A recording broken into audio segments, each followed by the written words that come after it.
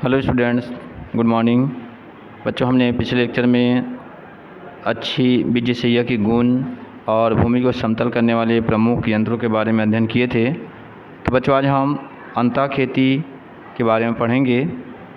तो खेत में खड़ी फसल में खेत में खड़ी फसल में विभिन्न जो कृषि यंत्रों से जो क्रियाएं की जाती है वे अंतः खेती कहलाती है।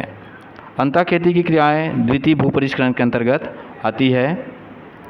अंतः खेती के महत्व देखते हैं। तो अंतः खेती के जो महत्व निम्नलिखित है, जैसे कि इससे जो खरपतवार नष्ट हो जाते हैं, मृदा की नमी अधिक समय तक सुरक्षित रखी जा सकती है, मृदा में वायु संचार बढ़ता है और फसलों पर मिट्टी चढ़ाकर उन्हें गिरने से बचाया जा सकता है। पौधों की समान वृद्धि के लिए अनुकूल परिस्थितियाँ पैदा की जा सकती है और भूमि की भौतिक दशा को उपयुक्त बनाया जा सकता है। भूमि की उर्वरता का स्तर ठीक बना रहता है और हानिकारक जीवाणु की संख्या को कम किया जा सकता है। इसके बाद है मरम भेदी क्या है। तो भूमि की ऊपरी सतह के ढेलों को तोड़कर भुरभुरा बनाना तथा ऊपर की पपड़ी को तोड़ना मरम भेदी जो क्रिया कहलाती है। पौधों के समुचित विकास के लिए यह जो क्रिया अत्यंत आवश्यक है। इसके अंतर्गत निम्नलिखित कार्य किए जाते हैं, जैसे कि पहला है कि जुते हुए खेत के ढेलों को तोड़ना और मिट्टी को भुरभुरा बनाना, खरपतवारों को उखाड़ना और उसको इकट्ठा करना, बीज बोने के पश्चात वर्षा होने पर खेतों की पपड़ी को तोड़ना और सिंचाई के बाद खेत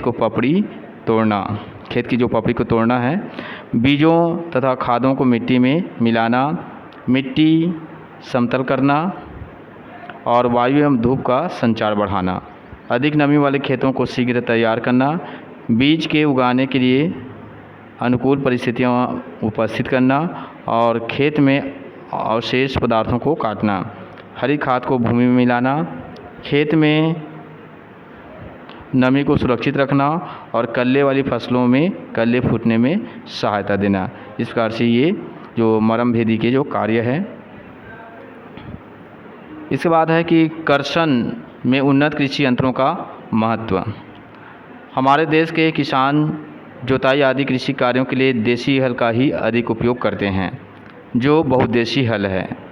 प्राचीन काल में जीवन निर्वाह के लिए खेती की जाती थी, लेकिन आधुनिक समय में व्यापारिक खेती की जाती है, जिसमें सभी कृषि कार्य तेज़ी से कम समय में कम धन व्यय करने पर ही अधिक से अधिक जो धन कमाया जा सकता है। अतः यह सब तभी संभव हो सकता है जबकि हम आधुनिक कृषि यंत्रों का विभिन्न कृषि कार्यों के लिए उपयोग करें। आज के समय में वैज्ञानिक सघन खेती अपनाने के लिए जो समय को विशेष महत्व दिया जाता है। कृषि कार्य समय पर न करने से उपज पर, पैदावार पर बुरा प्रभाव पड़ता है और रबी के मौसम में किसान पर विशेष जो कार्यभार रहता है। इधर खरीफ की फसल की कटाई एवं मंडाई आदि जो कार्य, तो उधर रबी की फसल के लिए खेती की तैयारी एवं बुआई का जो कार्य करना पड़ता है। उन्नत कृषि यंत्रों के प्रयोग से कम समय में अधिक से अधिक कार्य किया जा सकता है। इसके द्वारा बड़े पैमाने पर भी खेती की जा सकती है और सभी जो कृषि कार्य समय से निपटाए जा सकते हैं। अच्छे बीज सिंचाई की सुविधा और पर्याप्त खाद का अधिकतम लाभ तभी संभव है जबकि हम खेतों को गहरा जोतें और खेत की जुताई बुआई का जो कार्य है समय से समाप्त कर दें। खेती में आधुनिक कृषि यंत्रों विशेषकर मिट्टी पलटने वाले हल, कल्टीवेटर, हैरो, हो, जापानी पैडी वीडर, रेक, सिंह पटेला, करहा, थ्रेशर, विनोवर आदि का प्रयोग करके समय और धन की काफ़ी बचत की जा सकती है। उत्पादन बढ़ाकर फसल का जो लागत व्यय कम किया जा सकता है। बहुफसली खेती के द्वारा कुल उत्पादन में वृद्धि करके राष्ट्रीय आय बढ़ाने में सहयोग दिया जा सकता है, जो कि आज समय की उचित मांग भी है। बच्चों, इसके बाद आगे हम पढ़ेंगे कर्षण के मुख्य यंत्र कौन कौन से हैं। तो कर्षण के जो मुख्य यंत्र निम्नलिखित है, जैसे कि हल, कल्टीवेटर्स, हैरोस, पटेला, रोलर, हो, खुरपी, रेक, कुदाल और फावड़ा। तो इसके बारे में हम डिटेल पढ़ेंगे। जैसे कि पहला है हल। तो जुताई का वह यंत्र है जो मिट्टी को चीरने, पलटने और भुरभुरा बनाने के प्रयोग में लाया जाता है। उसे हम क्या कहते हैं? हल। बीज सैया तैयार करने के लिए यह सबसे महत्वपूर्ण यंत्र है। इसके बाद है हल के कार्य। तो हल के निम्नलिखित कार्य है, जैसे कि पहला है मिट्टी काटकर महीन करना।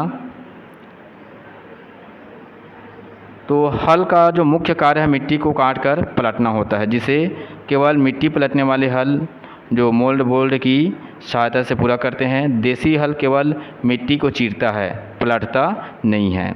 इसके द्वारा मिट्टी भी इतनी चूर्णित की जाती है, इतनी जो बारीक की जाती है जितने की मिट्टी पलटने वाले हल के द्वारा की जा सकती है। मिट्टी के छोटे छोटे कणों में टूट जाने से उसमें धूप और वायु का जो संचार है अच्छा होता है। इससे जो लाभदायक जीवाणु अच्छा कार्य करते हैं तथा वायुमंडल की नाइट्रोजन का भूमि में अपेक्षाकृत अधिक मात्रा में स्थिरीकरण करते हैं। दूसरा है खरपतवार नष्ट करना।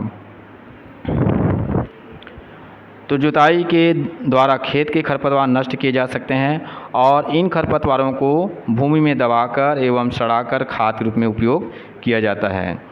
खरपतवार फसल के पौधों के जो पोषक तत्वों में से हिस्सा को बांट देते हैं या वो उसके हिस्सा को है ना ग्रहण कर लेते हैं, जिसके कारण फसल को उचित मात्रा में अपने बढ़वार के लिए पोषक तत्व नहीं मिल पाते हैं। अतः बुआई है ना जुताई के द्वारा खरपतवारों को नष्ट करके दोहरा लाभ प्राप्त किया जा सकता है। इसके बाद अगला है पौधों के अवशेषों को पलटकर भूमि में दबा देना। तो जुताई के द्वारा ही पहली जो फसल के ठूंठ इत्यादि जो वनस्पतिक भाग मिट्टी में दबा दी जाते हैं और अनुकूल परिस्थितियों में इनका जल्दी सड़ाव होता है तथा ये जो जैव पदार्थ है ह्यूमस में बदलकर भूमि की जो रोधक शक्ति में बढ़ोतरी करता है। जल्दी सड़ाव के लिए भूमि में उपयुक्त वायु, ताप और नमी होना आवश्यक होता है। इसके बाद चौथा है आदर्श बीज सैया तैयार करना। तो जुताई के द्वारा ही भूमि को बुआई के लिए उपयुक्त जो है ना तैयार किया जाता है। भुरभुरी और अच्छे गठन की भूमि बनने से बीजों के अंकुरण अच्छा होता है और फसलों के अनुसार ही खेत की उथली या गहरी जुताई की जाती है।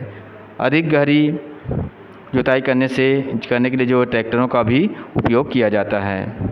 इसके बाद पांचवा है भूमि में नमी का संरक्षण करना। तो फसल समय से जुताई करके ही भूमि में अधिक से अधिक नमी का संरक्षण किया जा सकता है, जो कि अगली फसल के लिए अत्यंत उपयोगी हो सकती है। बिना जुती भूमि में वर्षा का जल जो केशिका क्रिया द्वारा सतह पर आकर तेज़ी से उड़ता है और भूमि में गहराई तक वर्षा के जल का शोषण नहीं हो पाता है तथा वाष्पीकरण के द्वारा नष्ट हो जाता है। वाष्पीकरण के द्वारा नष्ट होता रहता है। ओंठ आने पर खेत की जुताई करके पाटा लगा देने से पानी की हानि कम होती है, क्योंकि जो केशिकाओं का ऊपरी सतह से सीधा संपर्क नहीं रहता है। इस प्रकार भूमि में अधिक समय तक नमी संचित रहती है। इसके बाद छठवां है हानिकारक कीट एवं रोग जनकों को नष्ट करना। तो अधिकांश जो कीड़े मकोड़े भूमि में अपना जो निवास स्थान बना लेते हैं वे वहाँ पनपते रहते हैं और प्रत्यक्ष एवं अप्रत्यक्ष रूप से पौधे को खाकर या उनमें बीमारियां फैलाकर हानि पहुंचाते हैं। जुताई करने से ये जो कीड़े मकोड़े हैं अपने अंडों सहित ऊपर आ जाते हैं, जहां चिड़िया कुछ को अपना भोजन बना लेती है और अधिकांश जो रोगवाहक कीट तेज़ धूप व वायु के कारण समाप्त हो जाते हैं, नष्ट हो जाते हैं। इसके बाद लास्ट में देखते हैं कि भूमि कटाव को रोकना। तो भूमि की उपयुक्त समय पर जुताई कर देने पर वर्षा का जो अधिकांश पानी उसके द्वारा सोख लिया जाता है और पानी के खेत के बाहर जाने की जो संभावना कम रहती है। खेत से बाहर जाने वाला जो पानी ही खेत की जो उपजाऊ मिट्टी को अपने साथ बहा कर ले जाता है और बिना जुती हुई भूमि में पानी का जो शोषण भी कम होता है। भूमि में पर्याप्त जीवांश होने पर जुते हुए खेत से वायु द्वारा अपर्दन कम होता है, चाहे खेत की मिट्टी महीन क्यों ना हो। जीवांश रहित चूर्णित मृदा का अधिक अपर्दन होता है और ढाल की विपरीत दिशा में जुताई करने से भी वर्षा का अधिक जल भूमि के द्वारा शोषित कर लिया जाता है। इस प्रकार से भूमि के कटाव को जुताई के द्वारा नियंत्रित किया जा सकता है। बच्चों इसके बाद हम हल की जो किस्में के बारे में पढ़ेंगे। जैसे हल दो प्रकार के होते हैं, मिट्टी पलटने वाले हल और मिट्टी न पलटने वाले हल अर्थात साधारण हल। मिट्टी पलटने वाले हल को दो भागों में बांटा गया है, मोल्ड बोल्ड हल और डिस्क या तबेदार हल। इस प्रकार से जो मोल्ड बोल्ड हल इसको भी दो भागों में बांटा गया है, जैसे बैल चालित हल और ट्रैक्टर चालित हल।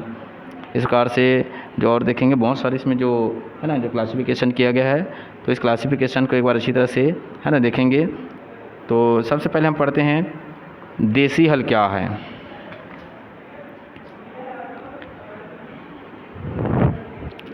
तो यह एक बहुउद्देशीय हल है जिसका प्रयोग भूमि की जुताई के अतिरिक्त खाद मिलाने, बीज बोने और खड़ी फसलों में घास फूस नष्ट करने और मिट्टी की गुड़ाई आदि कृषि कार्यों में किया जाता है। भारत में इस हल का जो प्रयोग है प्राचीन काल से होता चला आ रहा है, लेकिन इसके आकार और बनावट में स्थानीय जो आवश्यकताओं के आधार पर कुछ भिन्नताएं पाई जाती है। इसका जो प्रयोग हमारे देश के प्राय सभी राज्यों में किया जाता है, जैसे पंजाब, हरियाणा और पश्चिम उत्तर प्रदेश के देसी हल आकार तथा भार से कुछ बड़े होते हैं और उनमें जुताई भी गहरी होती है। पूर्वी उत्तर प्रदेश, बिहार और पश्चिम बंगाल के देसी हल छोटे और हल्के होते हैं और उनसे उथली जुताई की जाती है। इसका जो भार होता है 15 किलोग्राम तथा खिंचाव लगभग 80 किलोग्राम होता है।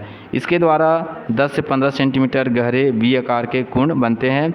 इसे चलाने के लिए एक जोड़ी बैल और एक आदमी की आवश्यकता होती है। एक दिन में औसतन 0.4 हेक्टेयर की जुताई की जा सकती है। तो बच्चों यहाँ पर देसी हल का जो चित्र दिया हुआ है, यह बबूल, आम, नीम तथा शीशम आदि की लकड़ियों से तैयार होने वाला एक सरल यंत्र है जिसकी केवल फार ही लोहे की बनी होती है। इसके बाद है हल के भाग। तो हल के मुख्यतः 5 भाग होते हैं, जैसे कि पहला बाडी, परोठा, हरीश, हत्था और फार। तो इस हल का जो मुख्य भाग बाडी होता है, जिसमें परोठा, फार, हरीश और हल्का जो हत्था जुड़े रहते हैं। हरीश प्रायः साल लकड़ी का लंबा टुकड़ा होता है जो बाडी को जुएं से जोड़ता है। परोठा प्रायः बबूल की लकड़ी का बना होता है जो हल को स्थिर रखता है और एक निश्चित गहराई पर फार को स्थिर रखता है। फार जो हल का कार्य करने वाला वह भाग है ना, वह फार जो हल का कार्य करने वाला भाग है सूर से जुड़ा रहता है, जिसके साथ मिट्टी के अंदर घुसकर उसे फाड़ता है। तो लगभग 60 सेंटीमीटर लंबा फार हाई कार्बन या मृदु इस्पात का बना होता है। हत्थे को पकड़कर हल वाहक हल तथा बैलों को नियंत्रित करता है। इसके बाद है देसी हल को गहरा या उथला करना। तो हरीश तथा परोठा के बीच जो कोण पच्चरों की सहायता से बढ़ा दिया जाता है, जो तो हल गहरी जुताई करता है। सबसे ऊपरी कील को जुएं से बांधा जाता है तो गहरी जुताई करता है। इसके विपरीत सबसे नीचे की कील से जुए को बांधा जाता है तो हल से उथली जुताई होती है।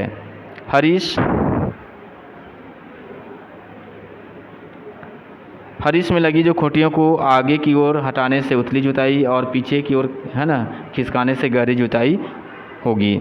इसके बाद है देसी हल के गुण तथा अवगुण। तो सबसे पहले हम देखते हैं देसी हल के गुण। तो देसी हल में निम्नलिखित गुण होते हैं, जैसे यह बहुधंधी हल है जिसका जुताई, बुआई, गुड़ाई आदि कृषि कार्यों के लिए प्रयोग किया जाता है।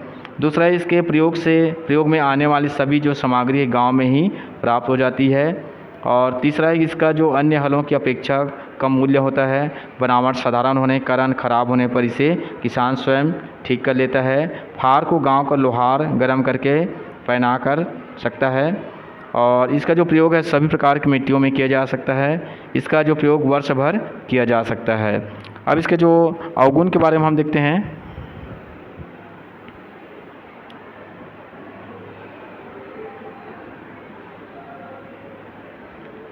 तो इसके निम्नलिखित अवगुण भी होते हैं, जैसे कि पहला, यह मिट्टी को केवल चीरता है ना, पलटता नहीं है, जिसे कुंडों के बीच बिना जुती भूमि रह जाती है।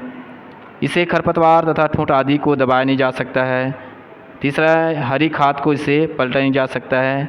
चौथा है कि इससे उथली जुताई होती है जिससे पौधों की जड़ों का विकास कम होता है।